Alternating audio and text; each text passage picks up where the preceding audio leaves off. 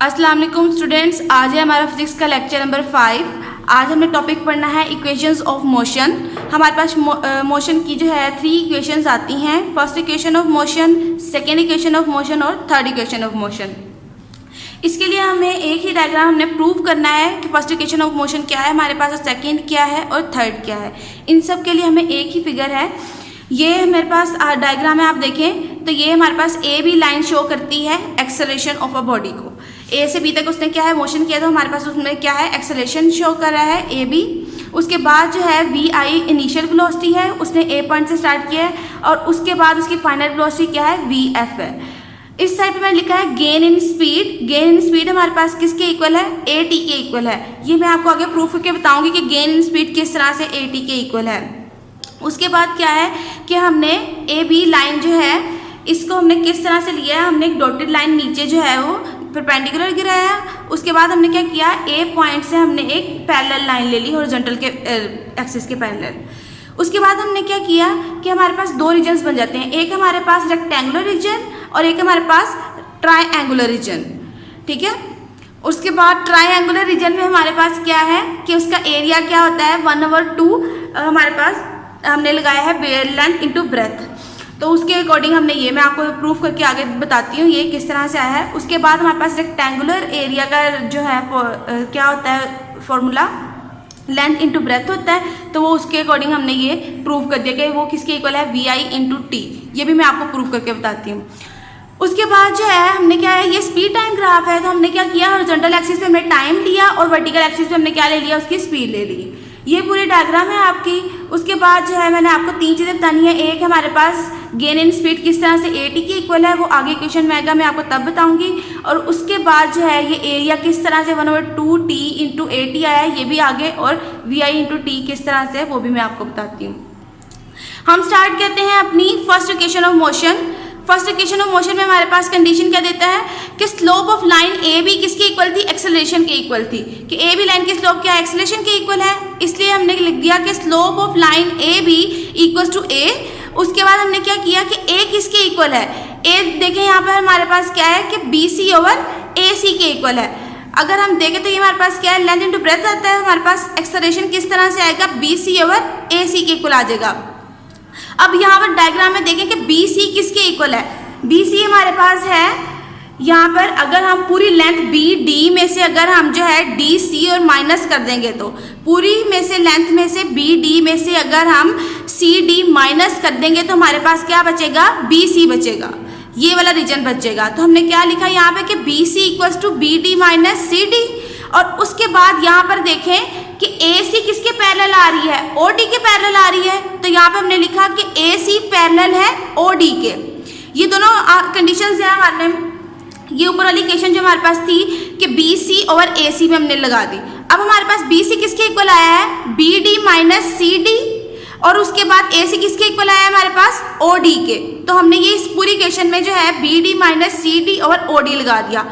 अब ये देखें, ये मैंने साइड में ब्लॉक में लिखा हुआ है कि बी डी किसके इक्वल है, हमारे पास वी एफ के इक्वल है, ये इसकी फाइनल वेलोसिटी है। यहाँ डायग्राम में देखें कि बी डी जो है हमारे पास पूरी की पूरी इसकी फाइनल वेलोसिटी है, कि इनिशियल वेलोसिटी फाइनल को मिला के उसने जो क्या है उसकी फाइनल बन गई।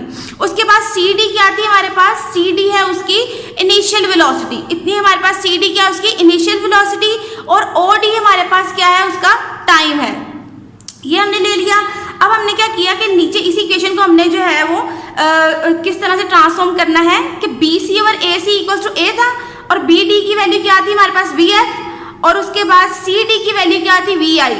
ओ डी हमारे पास किसके इक्वल है, टी के। तो हमारे पास इक्वेशन क्या बनती है, A equals to V F minus V I divided by T.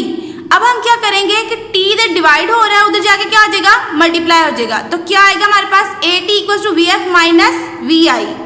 Next हमने क्या करना है कि वी आई जो है वी एफ के साथ क्या आ रहा है, माइनस हो रहा है, उधर जाके हम उसको क्या करेंगे, प्लस हो जाएगा। तो A T equals to V I equals to V F हो जाएगा। अगर हम इसको सही तरीके से लिखें तो हमारे पास क्या इक्वेशन बनती है, V F equals to V I plus A T. और ये जो हमारे पास इक्वेशन है V F equals to V I plus A T, हमारे पास क्या है, फर्स्ट इक्वेशन ऑफ मोशन है। बेटा जिस तरह से मैंने आपको बताया था कि मैं अभी आपको एक्सप्लेन करती हूँ गेन इन स्पीड का और area of the rectangular region और area of the triangular region का। अब हमारे पास गेन किस तरह से निकालते हैं मैथ्स में कि बड़ी वैल्यू में से हम छोटी वैल्यू क्या करते हैं, माइनस कर देते हैं। हमने इसी तरह से किया कि बड़ी वैल्यू हमारे पास वी एफ है और छोटी वैल्यू हमारे पास वी आई है, तो हमने वी एफ में से वी आई जो है माइनस कर दिया। उसके बाद हमें एक्सेलरेशन का जो है एक्सप्रेशन याद है कि वो हमारे पास equals to V F minus V I divided by T होता है। ये हमारे पास एक्सेलरेशन क्या है। अगर हम ऊपर वाले जो अबव इक्वेशन है वी एफ माइनस वी आई को अगर हम टी से मल्टीप्लाई और डिवाइड कर दें, यहाँ से हमने क्या किया, टी से मल्टीप्लाई किया और टी से ही हमने डिवाइड कर दिया, तो हमारे पास क्या एक्सप्रेशन निकलेगा, V F minus V I divided by T multiply by T. उसके बाद हमने क्या किया कि ये जो हमारे पास इसमें V F minus V I divided by T है, इसको हम रिप्लेस कर दें अगर हम ए से, तो हमारे पास क्या निकलेगा, gain in speed equals to A T के निकल आएगा। ये आपका गेन इन स्पीड का हो गया। आगे हम स्टार्ट करते हैं सेकेंड इक्वेशन ऑफ मोशन। इसी में मैं आपको एरिया ऑफ जो है ट्राइंगुलर रीजन और जो है रेक्टेंगुलर रीजन का बताऊंगी। अब हमारे पास क्या है, सेकंड इक्वेशन ऑफ मोशन में क्या करता है कि डिस्टेंस जो है उसका वो किसके इक्वल है, total area of A B O A B D के इक्वल है। यहाँ पे हमारे पास टोटल एरिया कितना है, ओ ए बी डी। इसके नीचे नीचे जितना भी उसका एरिया वो सारा जो है किसके इक्वल है, उसके डिस्टेंस के इक्वल है। नेक्स्ट हमने क्या करना है, अब इसके नीचे हमारे पास ए बी लाइन के नीचे जो है हमारे पास हमने उसको दो रीजन्स में डिवाइड किया था। एक हमारे पास क्या था कि रेक्टेंगुलर रीजन और एक हमारे पास ट्रायंगुलर रीजन।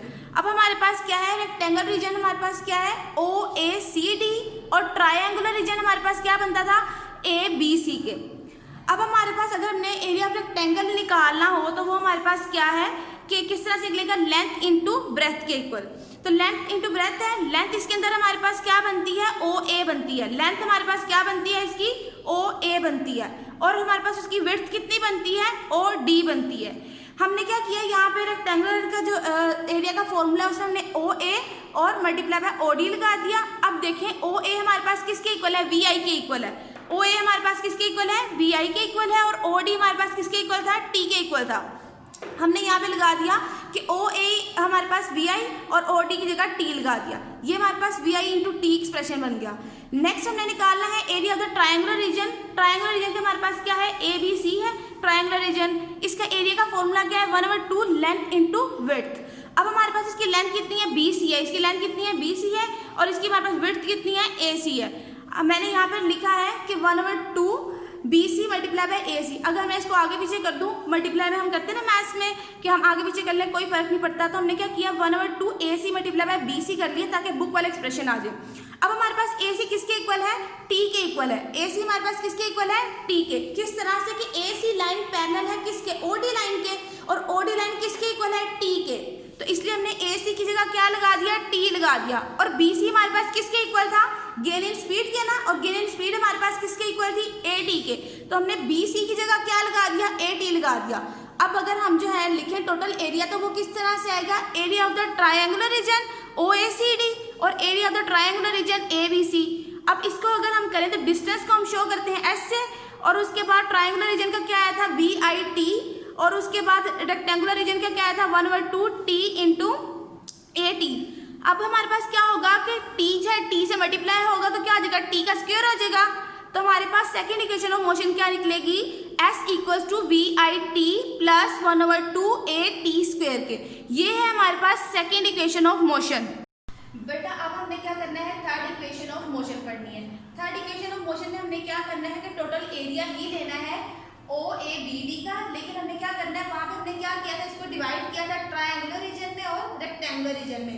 इसमें हमने क्या करना है, डायरेक्ट ले लेना है इसका एरिया। किस तरह से, अगर हमें डायरेक्ट लेना चाहें तो हम क्या करेंगे कि वाई एक्सिस पे जितने भी हमारे पास नंबर्स आ रहे हैं वो सारा हम ले लेंगे, और हमारे पास एक्स एक्सिस पे जितने भी मेजरमेंट्स है वो ले लेंगे। अब वाई एक्सिस पे अगर तो हमारे पास ये होता कि ये भी 5 होता, ये ओ ए वाला और ये बी टी वाला भी हमारे पास 5 होता, तो उसकी एवरेज हमारे पास 5 ही निकल आती। लेकिन अब यहाँ पर क्या है कि ये वाला हमारे पास डिस्टेंस कम है और ये वाला डिस्टेंस क्या है, ज्यादा है। तो हमने क्या करना है, इसको एवरेज की फॉर्म में ही लिखना है कि O A plus B D divided by 2। O A ये वाली साइड का डिस्टेंस और बी डी ये वाली साइड का डिस्टेंस, और एवरेज के लिए हम नीचे क्या लगाते हैं, जितनी वैल्यूज होती हैं हम उतना ही नंबर लिखते हैं, 2 लिख दिया हमने।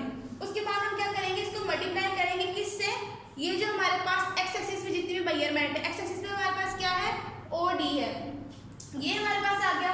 उसके बाद हमने क्या करना है कि ये 2 जो है वो इधर जो है डिवाइड हो रहा है तो जाके क्या आ जाएगा, मल्टीप्लाई हो जाएगा। तो हमारे पास क्या आएगा, 2s equals to OA plus BD multiply by OD। अब हमने क्या करना है, एक्सेलरेशन हमारे पास नहीं है, इनकी वैल्यूज हमारे पास कोई नहीं है। हमने जो डिफाइन किया था VF VI और उसके बाद T को, हम क्या करते हैं इस पूरी इक्वेशन को मल्टीप्लाई करते हैं BC ओवर OD से। अगर हम इस साइड से मल्टीप्लाई करेंगे तो क्या आएगा, 2s multiply by BC divided by OD, और यहाँ पे अगर हम मल्टीप्लाई करेंगे तो हमारे पास क्या आएगा, BC ओवर OD। ये OD जो है वो OD से कैंसिल हो जाएगा। क्या हमारे पास है, 2s multiply by BC over OD, और ये हमारे पास OD plus BD multiply bye BC, ये हमारे पास बच जाएगा। अब हमें पता है कि BC ओवर OD हमारे पास क्या है, A के इक्वल होता है। ये हमारे पास BC ओवर OD हमने निकाला था, वो किसके इक्वल था, हमारे पास एक्सेलरेशन के इक्वल था। ये हमने लगा दिया कि ये हमारे पास एक्सेलरेशन के इक्वल है। उसके बाद हमें OA जो है वो VI के इक्वल था, ये OA हमारे पास VI के इक्वल था, और BD हमारे पास किसके इक्वल था, ये VF के इक्वल था। ये पूरा का पूरा हमारे पास लेंथ। उसके बाद BC हमारे पास VF माइनस VI के इक्वल किस तरह से आया, ये हमारे पास 20 थी, ये स्पीड था वो किसके इक्वल था, AD के। A की वैल्यू लगा दी हमने VF minus VI over T, और इसको ये वाला T जो है ऐसे ही मल्टीप्लाई कर दिया। ये T से कैंसिल हो जाएगा, क्या बचेगा हमारे पास, VF माइनस VI। तो BC की वैल्यू हमारे पास क्या आएगी, VF माइनस VI। यहाँ हम क्या करेंगे, सारी वैल्यूज लगा दी। अब हमारे पास जो है वो A प्लस V और A माइनस V है, तो यहाँ पे हमारे पास फॉर्मूला क्या लगेगा, VF square minus VI square, A square minus B square का फॉर्मूला लगाएंगे कि VF को VF से मल्टीप्लाई करेंगे VF स्क्वायर, और उसके बाद VI को VI से मल्टीप्लाई करेंगे तो VI का स्क्वायर। तो हमारे पास इक्वेशन क्या आएगी, 2AS equal to VF square minus VI square. ये है हमारे पास थर्ड इक्वेशन ऑफ मोशन। आपने बेटा ये सारे जो है 3 इक्वेशंस जो है इनकी प्रैक्टिस करनी है आपने, और बस इसको 2-3 दफ़ा लिख लें आप।